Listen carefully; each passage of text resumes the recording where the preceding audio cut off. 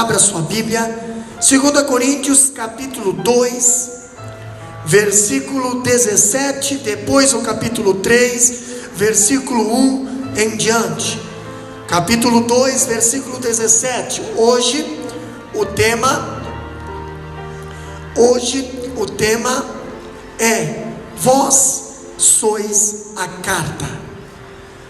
2 Coríntios capítulo 2, versículo 17, diz assim a palavra do Senhor: porque nós não somos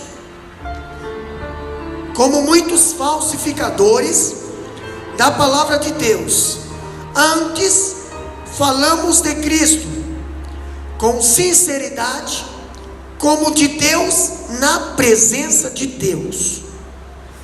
Capítulo 3: porventura começamos outra vez a louvar-nos a nós mesmos? Ou necessitamos, como alguns, de cartas de recomendação para vós, ou de recomendações de vós?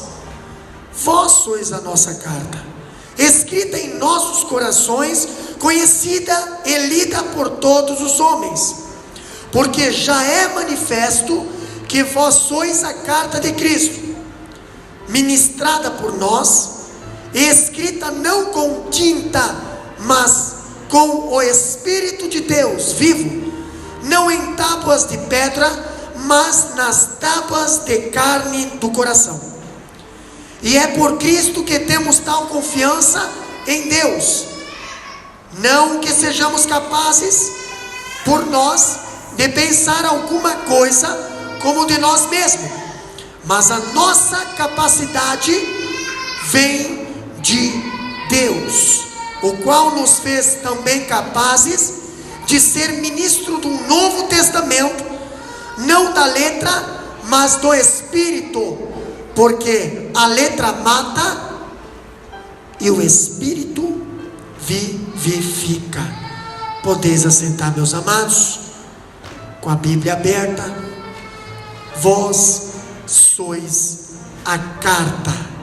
Quando o apóstolo Paulo fala sobre isso, vós sois a carta, nós entramos numa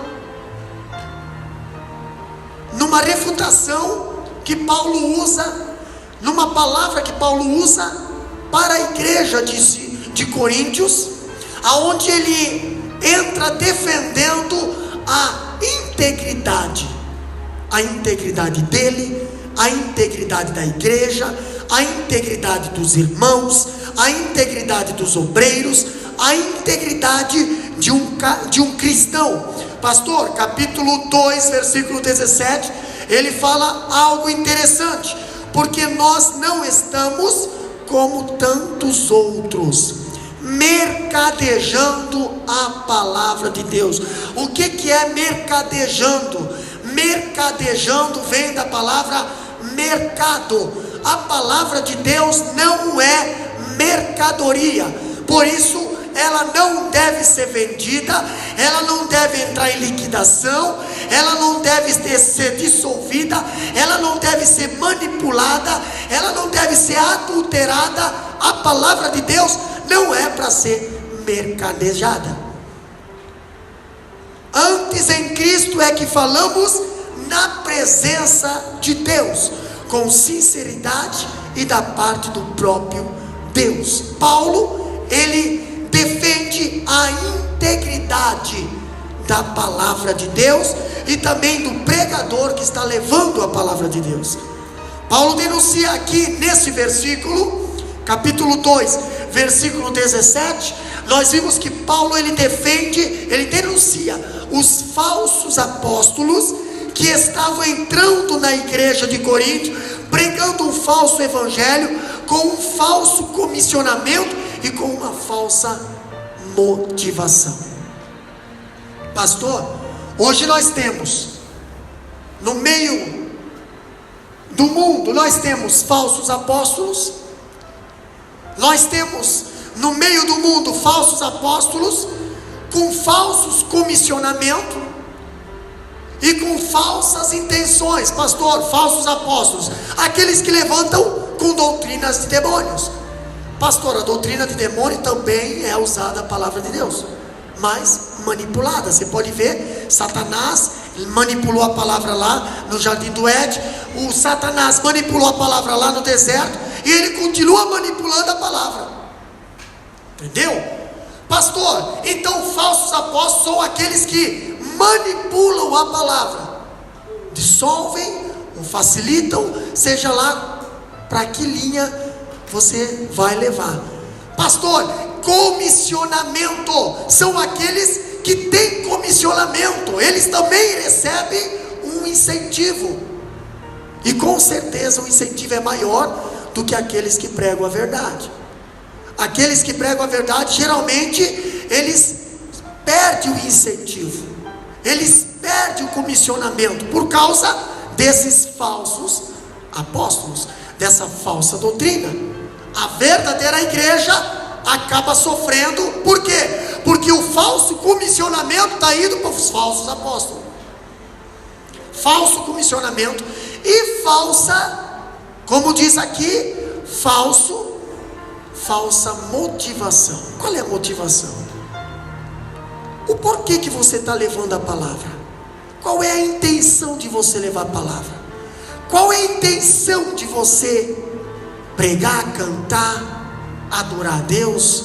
Qual é a intenção? Qual é a tua intenção? Qual é a minha intenção? Pastor, eu quero adorar a Deus, somente a Ele. Amém. Então a intenção é boa. Porque muitos não querem adorar a Deus, muitos querem se adorar, muitos querem adorar os seus nomes, querem adorar os seus títulos, querem adorar os seus... Mas qual é a nossa intenção? Nós estamos falando de integridade. Paulo está orientando a igreja de Corinto, aos irmãos, a respeito de uma integridade irrefutável, que não tem como você dizer assim: eu vou negociar. Não existe negociação, não existe. Milhões que compram a minha dignidade, o meu caráter, muito menos 30 moedas de prata ou uma estátua de ouro de Nabucodonosor com 66 côvados de altura. Nada vai me fazer manchar a integridade. Pastor, quando o apóstolo Paulo fala disso, ele manda essa segunda carta à igreja de Coríntios. Para quê? O que estava acontecendo lá na igreja de Coríntios?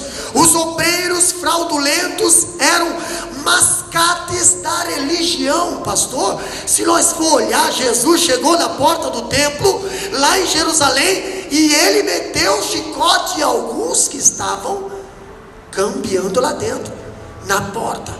E se estavam fazendo câmbio na porta, era porque o sacerdote do templo estava permitido.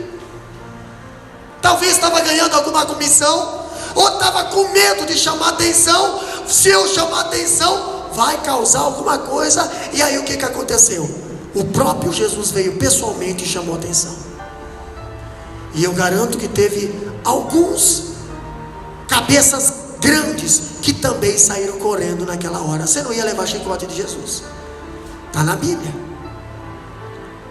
Se está na Bíblia, nós temos que aprender com ela. Mas aqui nós estamos falando do apóstolo Paulo. Eles não tinham compromisso com Deus, com a sua palavra, nem com o seu povo. Visavam apenas lucro.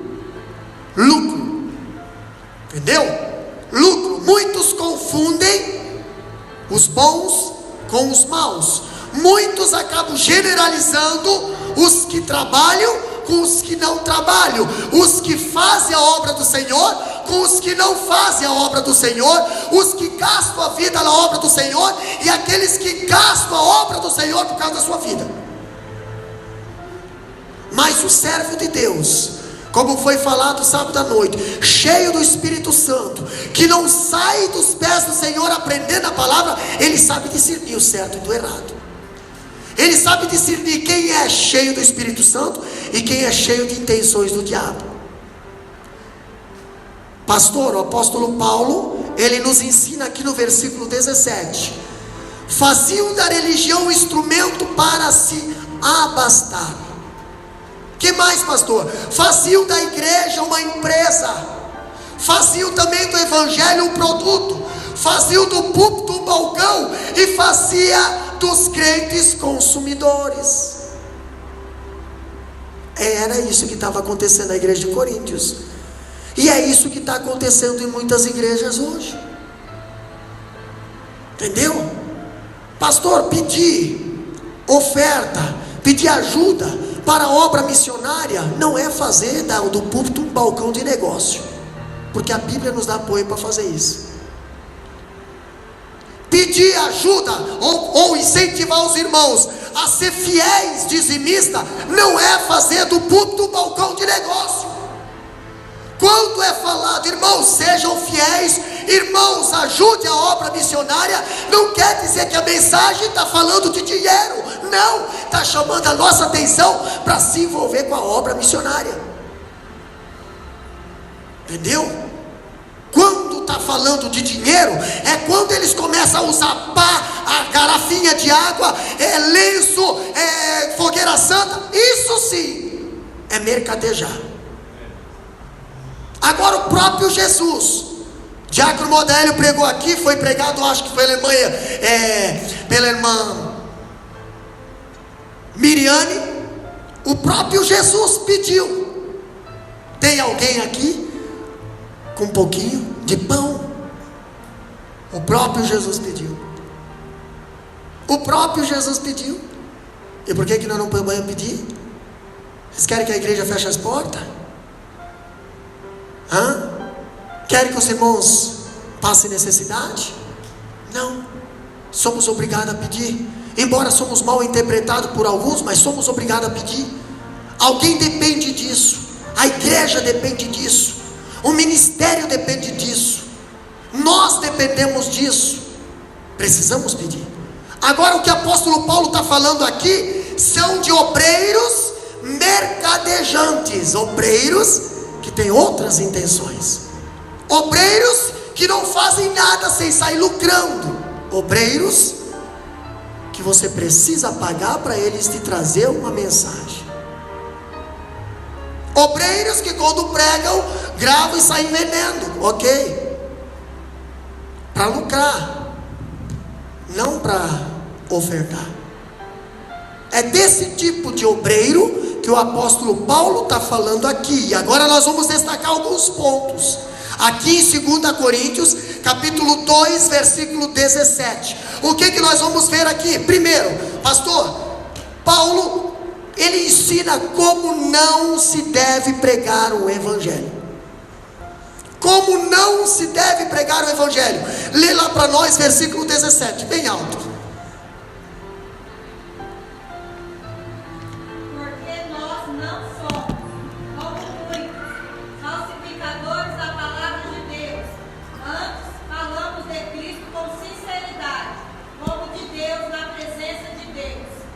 Porque nós não estamos, vírgula, como tantos outros. Pastor, se não somos como os outros, eu quero fazer parte desta minoria, eu não quero fazer parte dos outros. Não somos como os outros. Quem são os outros?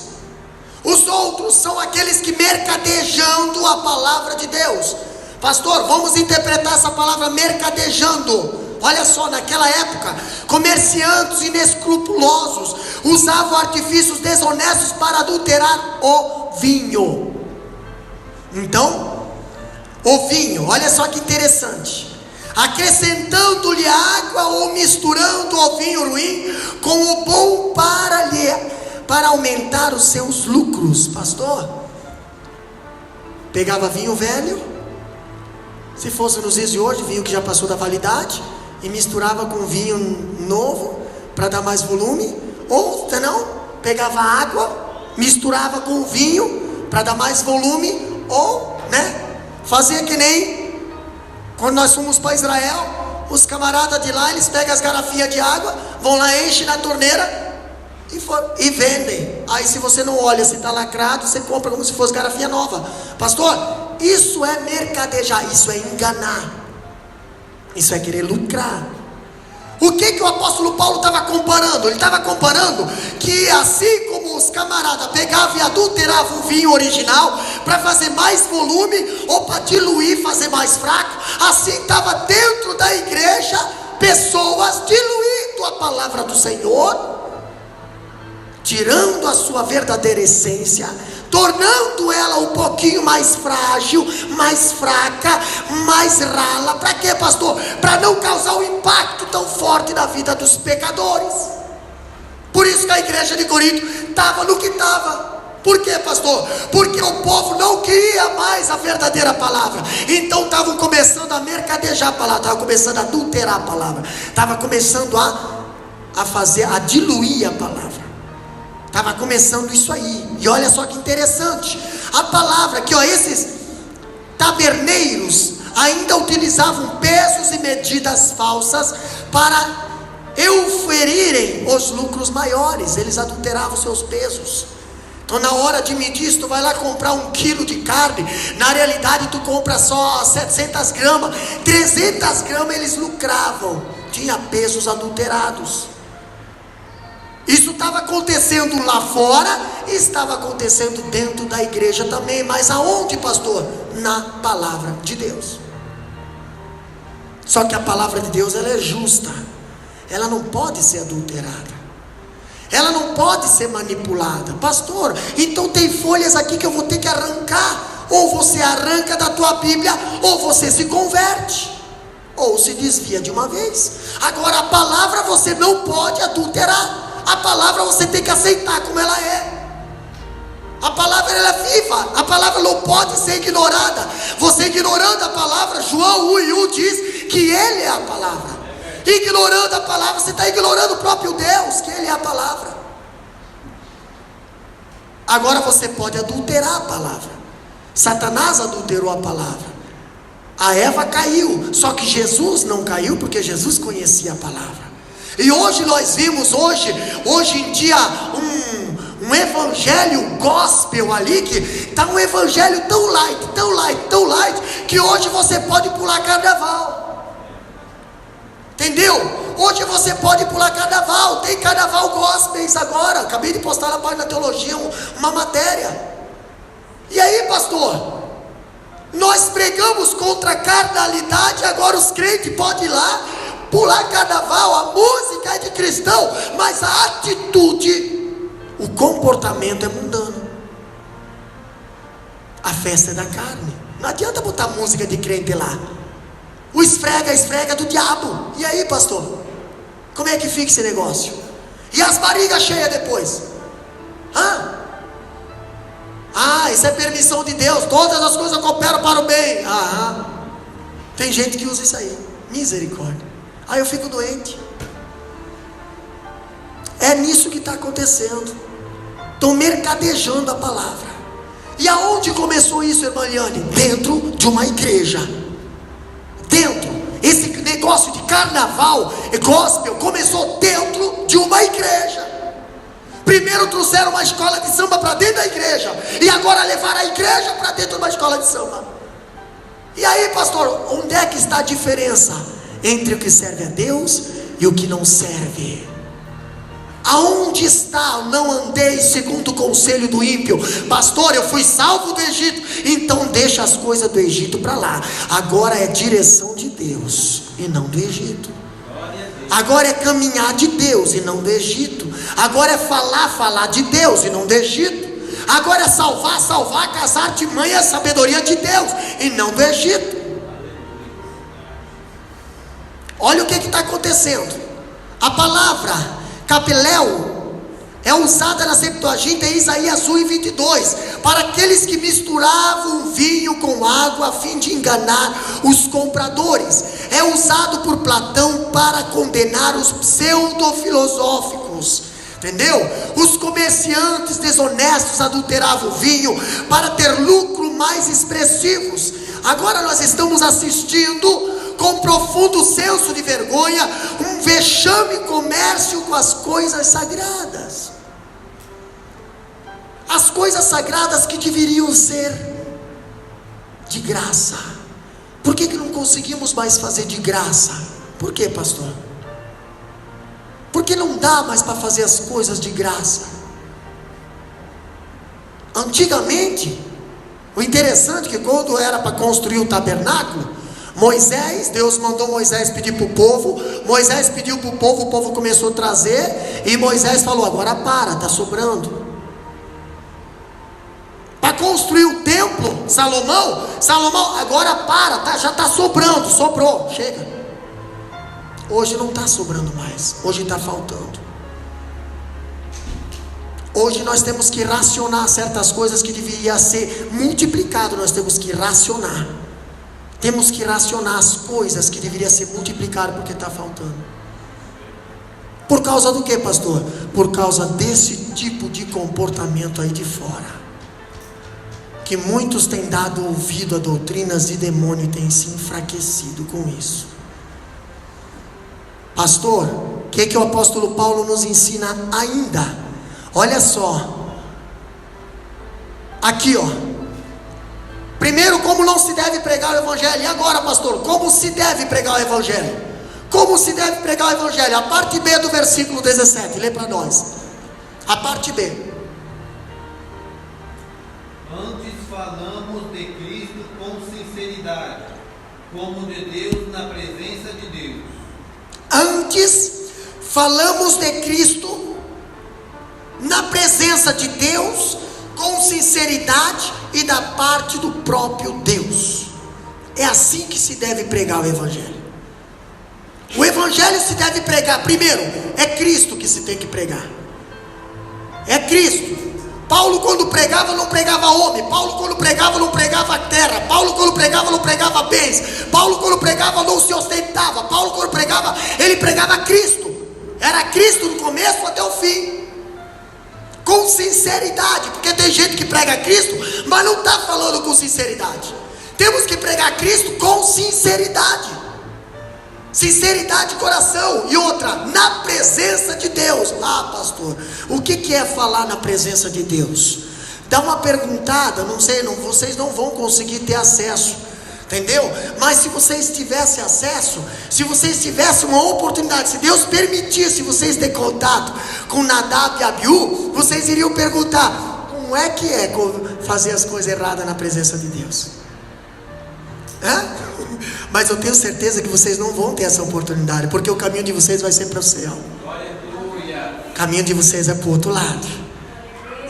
Mas se Deus desse essa oportunidade para vocês, vocês iam chegar, escuta, como é que é ser fulminado na presença de Deus por fazer as coisas levianamente? Como é que é ser desmascarado na frente de todos, pastor?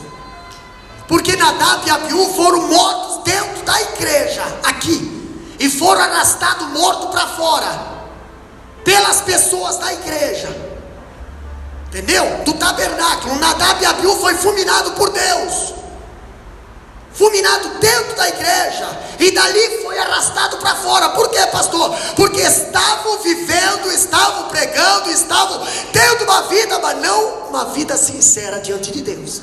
E Deus pega e interessante que foram tirados mortos de dentro da igreja. Não foi tirado vivo, já estava morto dentro da igreja. Já estava morto dentro da igreja. E o sacerdote, o Arão, não podia nem lamentar. Não podia nem lamentar. Meu Deus, meus 2 filhos. Doído, né? Por quê, pastor? Porque fazia as coisas para Deus, diante de Deus, sem sinceridade.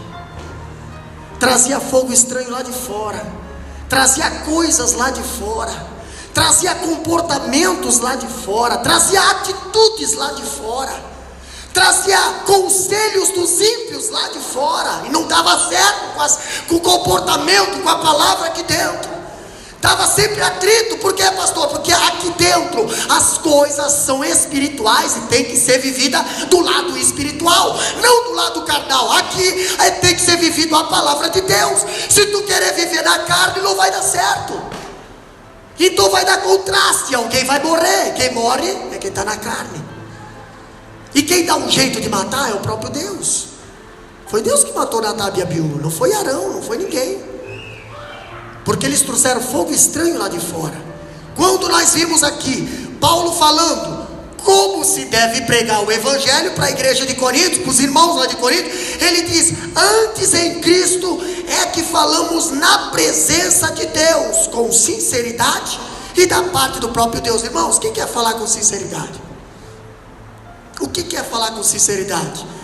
Temos ali aquela parábola do rico que estava de pé, e o Lázaro, né? Publicano, isso aí, me ajuda.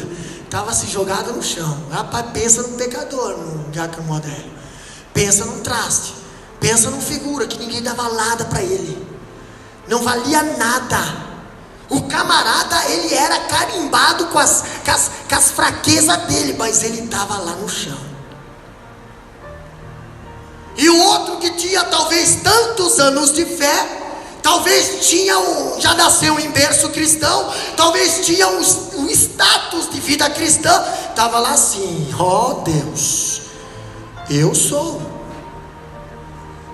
eu tenho, eu posso. E ainda botou Deus, irmã Daniela, junto na barganha dele. Tu sabes que eu sou, né, Deus? E tu tens feito eu assim. Deus não faz ninguém assim. Quando Deus faz o camarada se humilhar.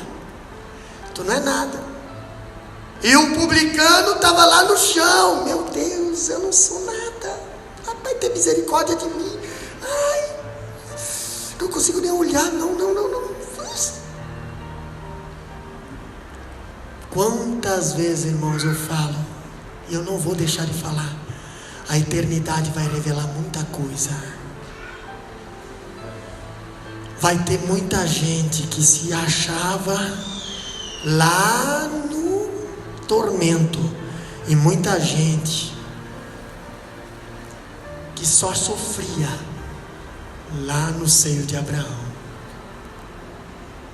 Pastor, quando falamos de como devemos pregar, primeiro ponto, como devemos pregar, vamos lá, aqui Paulo nos ensina. Primeiro nós temos que saber a procedência da mensagem. O que você vai pregar? O que você vai levar? Da onde você vai tirar a tua mensagem? A procedência da mensagem. Paulo, ele não fala de si mesmo. Paulo, em seu próprio nome, ele não fala, mas fala da parte do próprio Deus.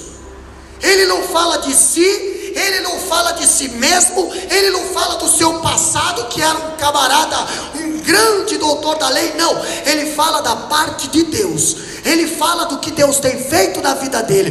Ele fala do poder de Deus na vida dele. Ele fala da transformação de Deus na vida dele. Ele fala dos projetos de Deus na vida dele. Ele fala da unção de Deus na vida dele, dos milagres de Deus na vida dele. Isso que Paulo fala.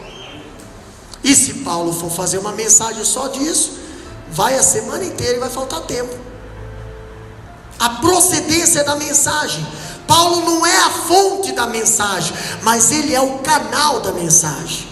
Paulo não é o que inventa a mensagem, ele só faz uma transição. Ele pega da boca de Deus e entrega para a vida do homem. Ele só é um canal, e ele tem que cuidar, porque ele sendo um canal, o canal também tem que estar limpo.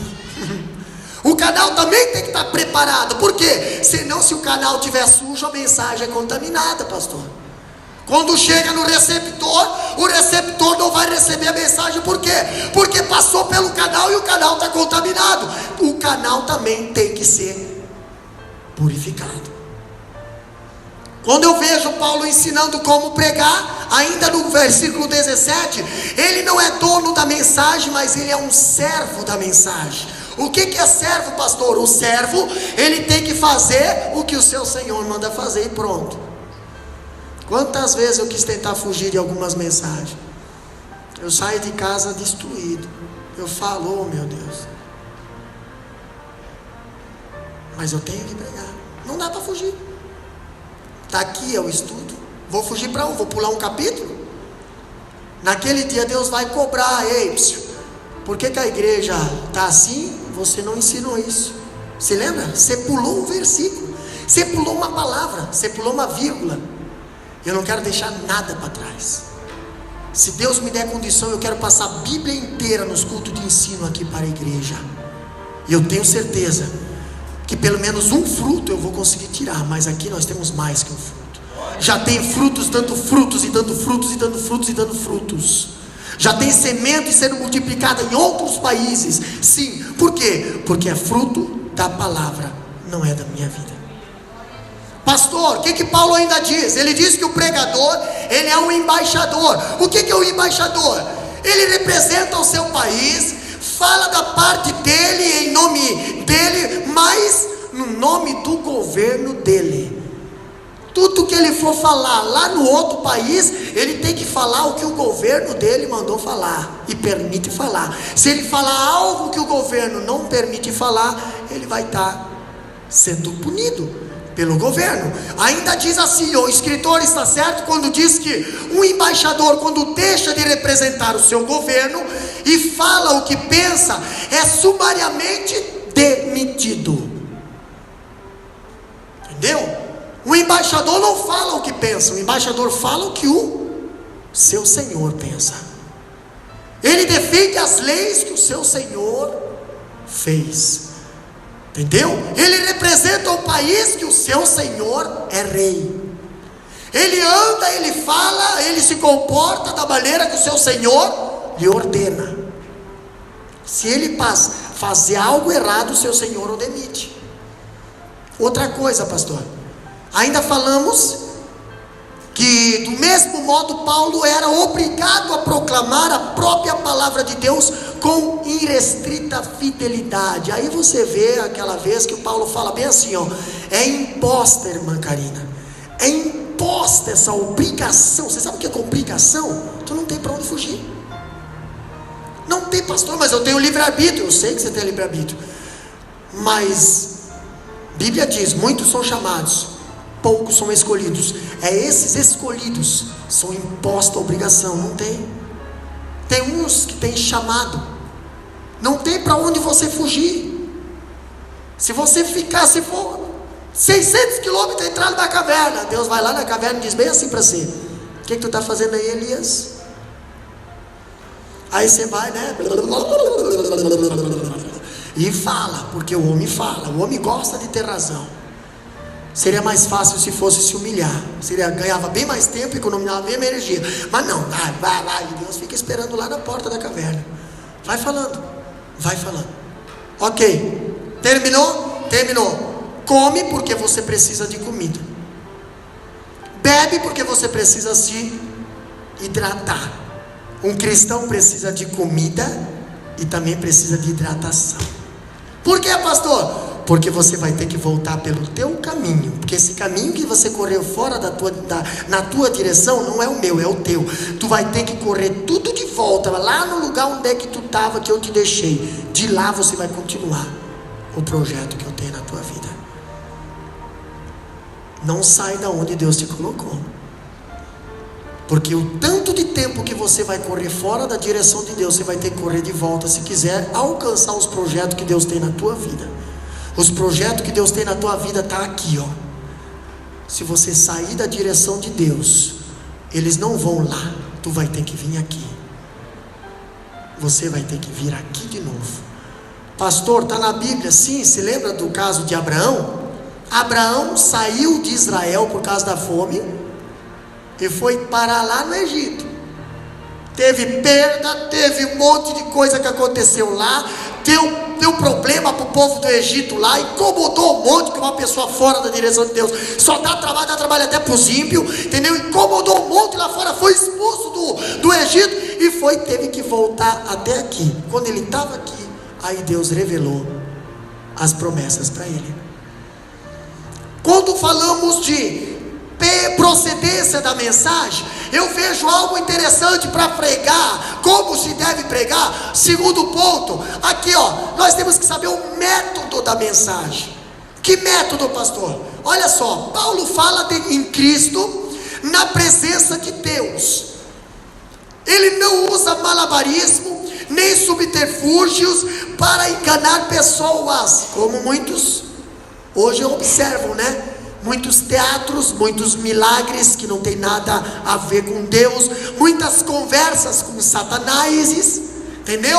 Muitos demônios, que, meu Deus do céu, eu acho que demônio não faz tanta vergonha assim, mas esses ali fazem, entendeu? Camarada, né? Então o método da mensagem, capítulo 2, versículo 17, ele é íntegro na mensagem e também nos seus métodos. Quando você está pregando a palavra de Deus, você não precisa fazer muito esforço. É a palavra de Deus que você está pregando.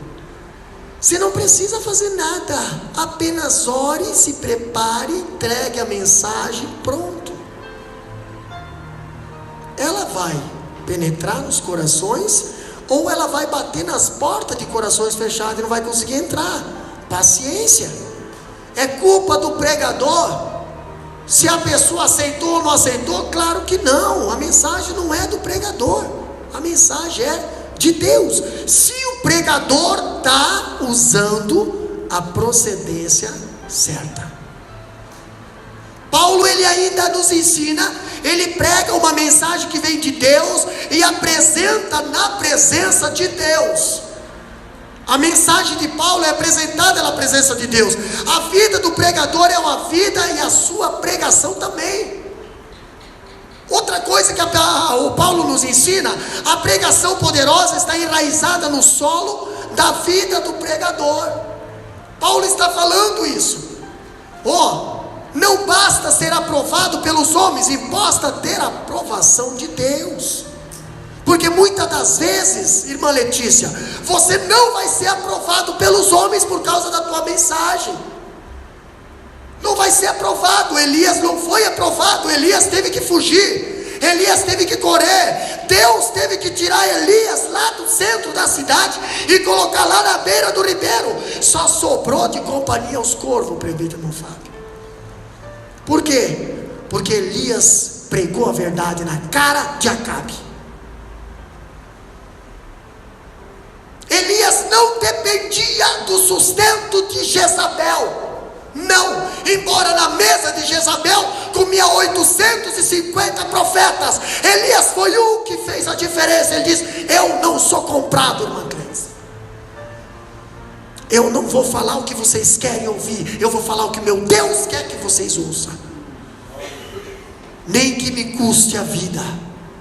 E a Bíblia diz que Elias falou a verdade para Acabe, e Deus falou: agora Elias, vai lá no ribeiro e fica lá, fica um tempo lá sozinho.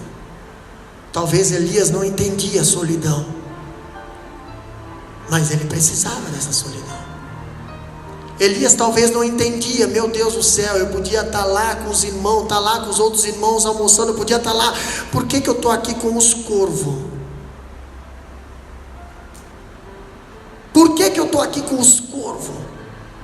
Quem sabe Elias sentava e ficava ali na beirada daquele rio sozinho no meio do deserto, irmã Zélia, pensando: mas será que vale a pena isso aqui?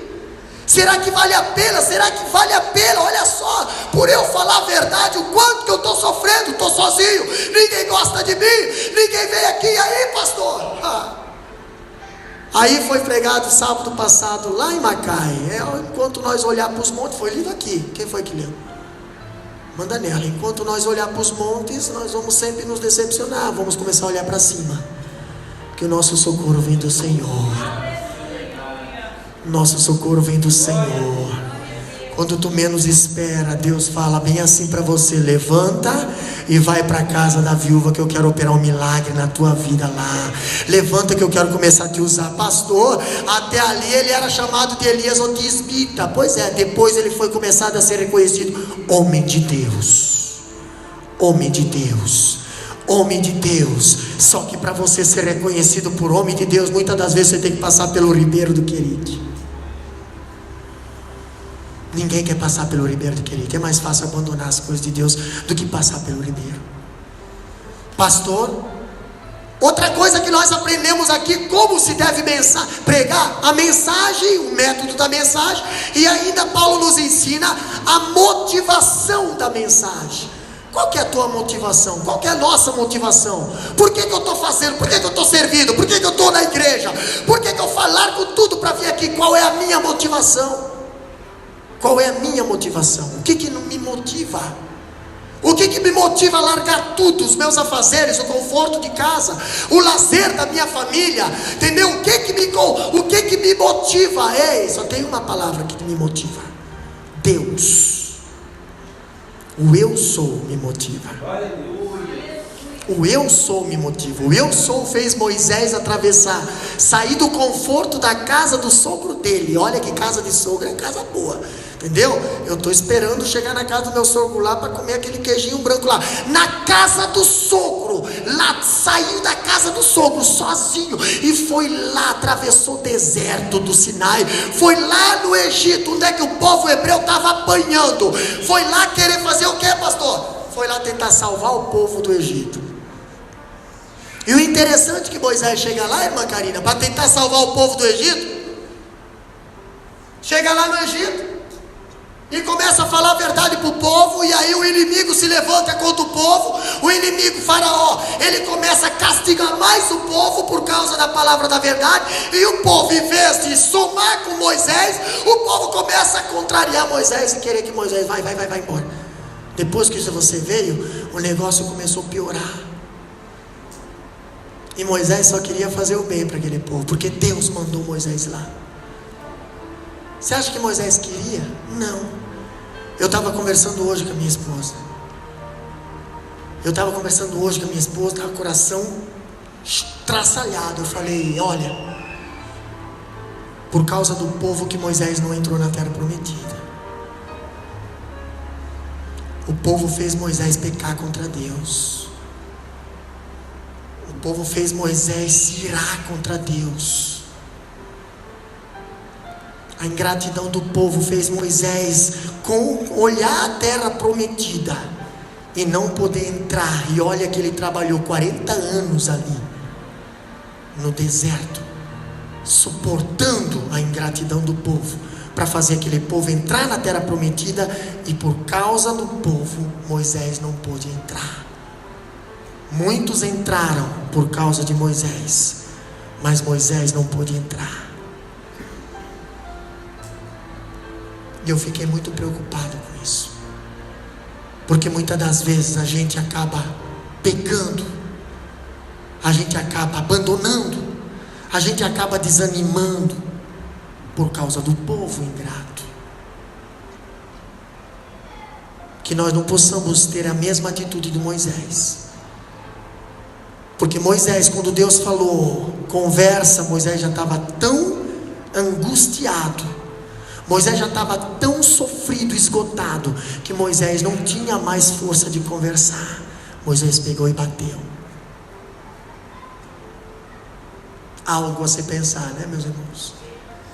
Qual é a nossa motivação de fazer a obra do Senhor? Tem que ser Deus, porque se for o homem, nós desanimamos. Pastor, quando eu vejo aqui, Paulo fala na presença de Deus com sinceridade. A palavra sinceridade se refere a examinar algo à luz do sol. Algo à luz do sol. Sinceridade é você colocar a luz e ver se tem alguma coisa, alguma contaminação. Isso significa falar com integridade, com fidelidade. Os mascates da religião careciam tanto de sinceridade humana como de autoridade divina. Eles ainda diziam, a mensagem de Paulo, porém, era divina, seu método intransparente, sua motivação era santa. Paulo não tinha motivação contaminada, Paulo não estava alterando, contaminando o seu vinho, Paulo estava pregando na íntegra. Ainda ele disse, o que eu recebi, está lá em 1 Coríntios capítulo 11, o que eu recebi, eu também vos estou dizendo para vocês. Estou falando para vocês o que eu recebi. O que eu recebi? Na noite que Jesus foi traído, olha só, tendo dado graça, partiu o pão. Isso eu recebi de Jesus. Eu recebi essa palavra, e eu preciso falar para vocês. Na noite que você é traído, parta o pão. Parta o pão. parta o pão porque vai valer a pena. Pastor, ele não prega para oferir lucro, mas para manifestar a fragrância do conhecimento de Deus. Falamos semana passada sobre a fragrância. Outra coisa que nós vemos, uma realidade inegociável, que Paulo fala, capítulo 3, versículo 1 a 3, abre lá para nós, lê lá para nós. Porventura começamos outra vez a louvar-nos a nós mesmos, ou necessitamos, como alguns, de cartas de recomendação para vós, ou de recomendação de vós? Vós sois a nossa carta, escrita em nossos corações, conhecida e lida por todos os homens, porque já manifesto que vós sois a carta de Cristo, ministrada por vós, e escrita não com tinta, mas com o Espírito do Deus vivo, não em tábuas de pedra, mas nas tábuas de carne do coração. Interessante que a igreja de Coríntios é o filho do apóstolo Paulo. E agora o apóstolo Paulo tem lá naquela igreja, né? Tem lá naquela igreja obreiros que quando o apóstolo Paulo manda carta de incentivo, carta de recomendação, não, carta de orientação, esses obreiros não estavam mais acatando as cartas de Paulo, as orientações de Paulo. Eles não estavam mais reconhecendo o apostolado de Paulo, não estavam mais acreditando no apostolado de Paulo, estava desacreditando da palavra de Paulo. E Paulo começou a falar assim: escuta, por algum acaso, eu preciso ficar me justificando para vocês de quem eu sou? Entendeu? Eu não preciso de carta de recomendação, vocês são a minha carta, vocês é o fruto do trabalho que eu estou fazendo. Vocês são o fruto do trabalho, vocês é a prova do meu chamado. Se Deus não estivesse na minha vida, vocês não estariam salvos hoje.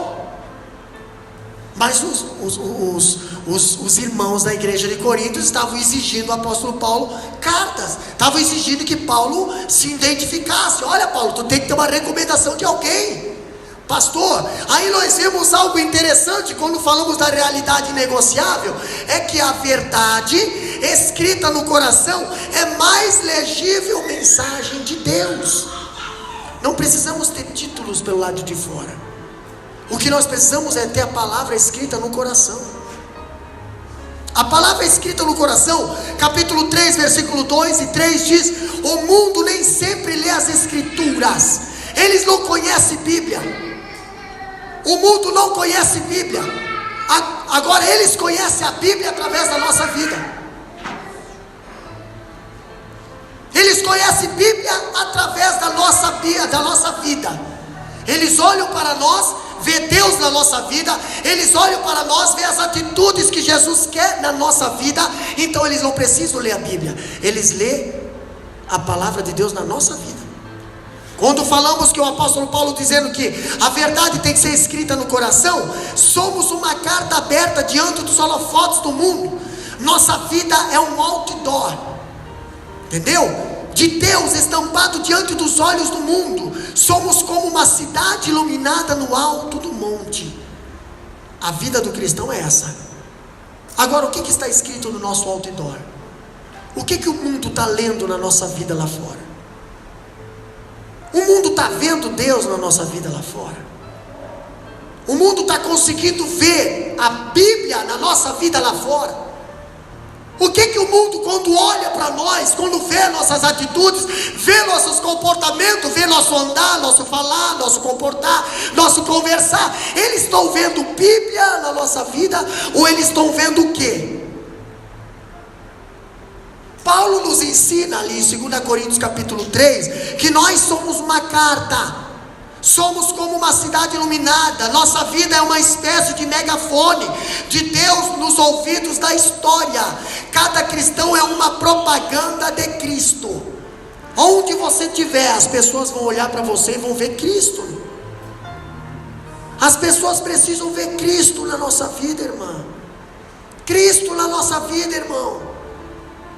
Eles estão vendo isso.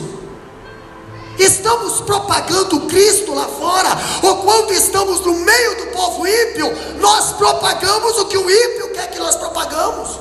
Eles não veem Cristo na nossa vida. Pastor, mas é difícil nada. É fácil você andar segundo o conselho dos ímpios. Jesus nunca disse que para ser cristão ia ser fácil.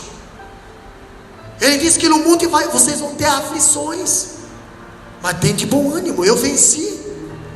Quem não vence é fraco, é frouxo. Agora, se Jesus disse você vai vencer, então se você pedir misericórdia para Ele estar do teu lado, tu vai vencer. Não tem gigante, tu não derrube. Pastor, quando falamos aqui, cada cristão é uma propaganda. Ele diz ainda que nós somos o 5º evangelho lido pelo mundo. 1º, 2º, 3º, 4º evangelho. O 5º é nós. 4 evangelhos está escrito na Bíblia, o 5º está escrito aqui. Não precisa nem dizer que você é cristão. A sunamita vai olhar bem assim, vai chamar o marido dela e vai dizer bem assim: irmã Cléris, vejo que quem passa aqui todo dia é um santo homem de Deus. E para isso você não precisa agradar ninguém. Para eles te reconhecer que você é um santo, uma santa, você não precisa ser puxa-saco de ninguém. Você não precisa ter preferidinho e preferidinha de ninguém. Santidade não se compra. Santidade o homem não dá, santidade é Deus que dá. E a unção que Deus dá, o homem não consegue tirar. Porque aonde Davi andava, todo mundo sentia a unção que Deus tinha dado na vida dele, que era a consagração. Pastor, ainda falando aqui sobre verdade escrita no coração, eu vejo que Cristo é o autor dessa carta. Se nós somos a 5ª carta, o 5º evangelho, quem que é o autor dessa carta? Cristo. Tem que ter a assinatura dele na nossa vida. Ainda dizendo, também o seu remetente, ele a compôs. Não cabe nessa carta nenhum pós-escrito, irmãos. Se Deus é o autor da nossa carta, não cabe nós escrever coisas nossas nessa carta. Temos que escrever, deixar só as coisas deles nessa carta. Temos que deixar aparecer só a escrita dele na nossa vida, só a mensagem dele na nossa vida, só a palavra dele na nossa vida. Quando começa a vir a nossa palavra aparecer na nossa vida, não é a autoria dele, é a autoria nossa.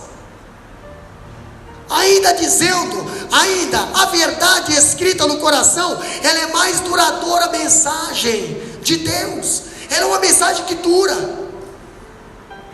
Ela não é uma mensagem temporária. Pastor, pode dar crise, pode dar abundância, pode dar chuva, pode dar sol. A mensagem de Deus, ela permanece. Entendeu? Por quê, pastor? Porque você não depende de nada dessa terra para ser um cristão. Satanás queria que Jesus, olha aqui, tudo isso te darei se prostrares me adorar. Não, a minha adoração não depende disso. Entendeu? Vou adorar-te na abundância, mas se por algum acaso Deus permitir que eu vou passar na miséria, eu vou continuar te adorando. Terça-feira passada nós falamos que Jó, ele ficou no mesmo lugarzinho, perdeu tudo, ficou ali. Foi ali que Deus restaurou tudo de novo. Ele não deixou a adoração de lado. Um versículo que diz na Bíblia bem assim, quem nos separará do amor de Cristo? Ninguém. Sabe por quê? Porque no teu coração tem uma verdade escrita, e essa verdade é de Deus, e ela dura para sempre. A Bíblia diz: passará o céu e a terra, porém a minha palavra não vai passar. Pastor, olha só, porque ela permanece para sempre. Se ela está no coração, a tua vida também vai permanecer para sempre. Olha só que interessante, quando a palavra ela é escrita no coração, ela é mais duradoura. A mensagem do Evangelho não é escrita com tinta que se apaga. Aqui está escrito com tinta que se apaga. Aqui, se cair alguma gota de água, um farelo de arroz ou um molho, que tem bastante aqui dentro, entendeu? Ela vai manchar, suor, vai estourar, vai. Agora aqui não. Aqui está escrita com o sangue do Cordeiro. Glória a Deus. Não tem como apagar, não tem, aqui ninguém apaga. Pastor, ela é escrita não em tábuas de pedra, mas no coração. A tábua de pedra o homem pode quebrar, Quebraram lá no jardim, lá no Monte Sinai. Agora aqui não. Aqui não tem como quebrar, a não ser que você não deixar cumprir aquele versículo, né? Guarda o que tu tens para que ninguém tome a tua coroa. Ou aquele outro, escondi a tua palavra no meu coração para não pecar contra ti. Entendeu? Tudo isso nós temos como base, que essa palavra aqui, se nós guardar com carinho, se nós guardar com muito zelo, nós permaneceremos de pé, firme e forte. Quando nós falamos da palavra, ninguém pode desfazer a obra de Deus, ou a obra que Deus faz. Outra coisa, ninguém pode apagar a escrita do Espírito Santo nos corações transformados dos crentes. Ainda, a tinta não é apenas um material, mas ela não é perecível também. O que é feito, o que foi feito em nós é algo espiritual e permanente. O Espírito Santo não está produzindo em nós uma caricatura de Cristo, mas nos transformando de glória em glória na própria imagem do Cristo. Outra coisa que nós aprendemos ainda na escrita dessa palavra, a verdade escrita no coração, ela é a mensagem mais convincente de Deus. Entendeu? Quando você tem a mensagem de Deus no teu coração, você convence. Capítulo 3, versículo 2, lê lá para nós. Vós sois a nossa carta, escrita em nossos corações, conhecida e lida por todos os homens. Conhecida e lida por todos os homens. Irmão, deixa eu fazer uma pergunta para vocês aqui. Não, pergunta não, eu vou dar uma afirmação. Antigamente, não sei como é que era a vida do passado de vocês, não quero nem saber, mas vocês sabem.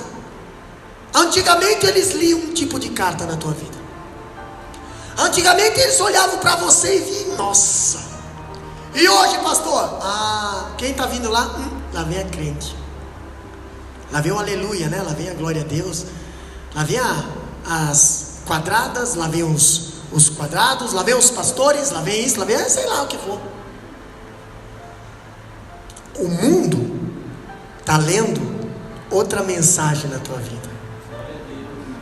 Eu acho interessante, irmã Eliane, que eles mesmo não querendo aceitar, eles são obrigados a ler. Mesmo eles não querendo acreditar, eles são obrigados a ler. Mesmo eles ainda tentando fazer você virar a página do passado para cá, dizer assim, pega aqui que o pastor não vai ver, o irmão não vai ver, o marido não vai ver, a fulana lá não vai saber. Você vai dizer, não, já estou liberto. Sou obrigado a ler. Eu leio o que, pastor? Sou obrigado a ler Cristo na tua vida. Sou obrigado a ler transformação na tua vida. Sou obrigado a ler libertação na tua vida. Sou obrigado a ver milagre na tua vida. Pastor, alguém falou para um pregador e disse assim, eu não acredito no milagre que Jesus fazia. Por isso que eu não sou crente. Eu não acredito nos milagres que Jesus faz. Eu não acredito, isso aí é tudo história desses crentes, é tudo história. Falando para um camarada lá, para o irmãozinho da igreja, né? Talvez, não sei se era fundo lá do trabalho, talvez na hora do café. Eu não acredito, isso é tudo que vocês falam, é tudo. Sabe o que o irmãozinho falou, irmã Clétis? Olha só, quem tem Jesus no coração tem palavras sábias para responder. Entendeu? Sabe o que ele falou, Letícia? Olha só, eu também não acreditava, mas como é que eu não vou acreditar? Se esse camarada lá, depois que eu comecei a acreditar nele, eu não, de fumar não fumo mais, de beber não bebo mais, lá em casa era um inferno, agora é uma vida, é uma alegria, entendeu? Você não pode acreditar, mas olha, não tem como não acreditar, não tem, mudou muita coisa lá em casa, depois que eu comecei a andar com ele, mudou tudo. Entendeu? Você pode não acreditar, mas eu acreditei e mudou tudo. Eu era pobre, hoje sou rico. Eu era infeliz, hoje sou feliz. Eu era, meu Deus, hoje eu era viciado, hoje eu sou liberto. Aleluia. Se você não acredita, não sei, mas depois que eu acreditei, mudou muita coisa na minha vida. Mudou, você mesmo viu, né? Você mesmo viu, né? Você me conhecia? Você pode falar bem assim, né? Você me conhecia lá, né? Você me conhecia no passado, né? Você viu como é que eu era, né? Você me conhecia no passado, como é que eu era? Rapaz, pois é, rapaz, você era um tranqueiro. Pois é, você viu o que Deus fez? Siga o mesmo caminho. Ele é muito bom. Eu era, hoje eu sou. Eu não era nada, hoje eu sou. Por que, pastor, eu sou? Porque o eu sou está comigo. Eu acredito no eu sou. O eu sou me tirou do charco do lodo, me colocou os pés sob a rocha. Pastor, eu só reclamava, hoje eu tenho um novo cântico na minha boca. Eu posso passar pelo deserto, posso passar pela fornalha, posso passar por onde está. Pastor, se eu estou com o eu sou, eu estou glorificando a Deus. O eu sou está comigo. E a Bíblia diz: não serão envergonhados aqueles que temem ao Senhor. É por isso que eu sirvo Ele. O eu sou está conosco. Eu acho interessante, meus amados. Agora, para nós encerrar, outra coisa aqui, ó, para nós fechar, a verdade escrita no coração é a mensagem mais profunda, é a mensagem mais profunda de Deus. A antiga aliança foi gravada em tábuas de pedra, mas a nova aliança foi escrita em tábuas de carne, corações aqui, ó, nosso, isso é, nossos corações. A lei é um mandamento externo, a graça é um princípio interno.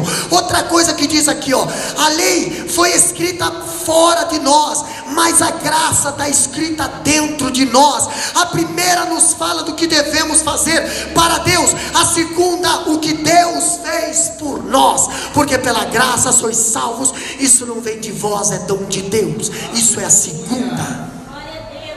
E aí você entende aquele versículo, que a glória da segunda casa será maior do que a da primeira.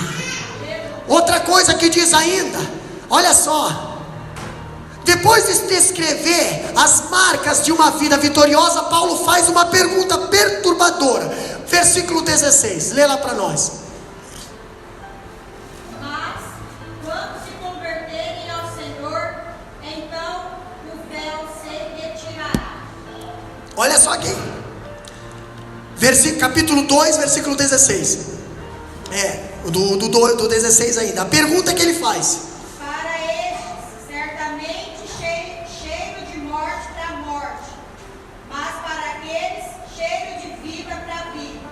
E para essas coisas, quem é idôneo?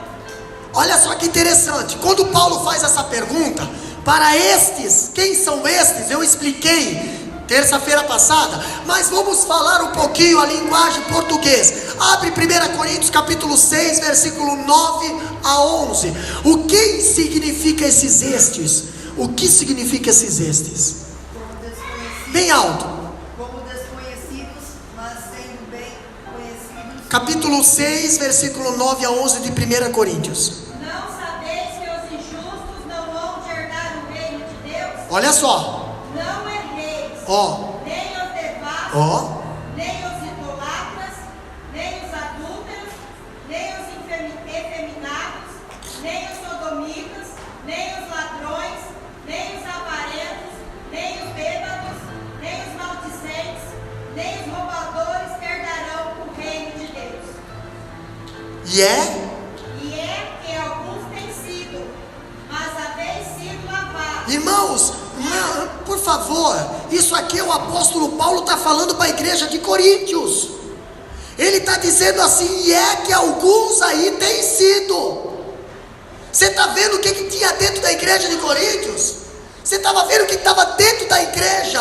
Tinha adultério, tinha efeminados, tinha sodomitas, ladrão, avarento, bêbados, tinha maldizentes, roubadores, e tinha tudo isso. O apóstolo Paulo está dizendo: e é o que aí tem muitos aí que têm sido. O que diz mais? Mas haveis sido santificados, mas haveis sido justificados em nome do Senhor Jesus e pelo Espírito do nosso Deus. Opa! Tinha sido, mas haveis santificado. Quem agora está em Cristo? Nova criatura. Por isso que o verbo sido é passado. Entendeu? Tudo que é de pecado na tua vida é sido.